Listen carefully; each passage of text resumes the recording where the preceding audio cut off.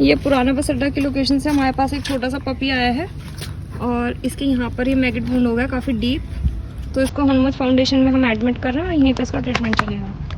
बहुत ही छोटा सा बच्चा है, मुश्किल से ये 20 दिन का भी नहीं होगा।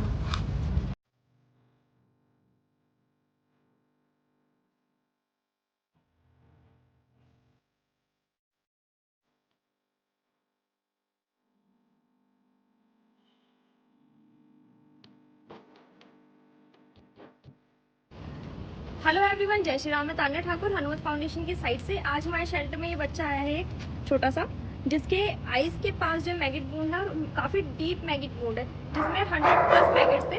ट्रीटमेंट इसका स्टार्ट कर दिया गया है और बच्चा होपफुली जल्दी रिकवर करेगा और हम इसकी हैप्पी रिकवरी वीडियो आप लोगों के साथ शेयर करेंगे। इसको बहुत सारी ब्लेसिंग दीजिएगा ताकि जल्दी रिकवर करें। Thank you.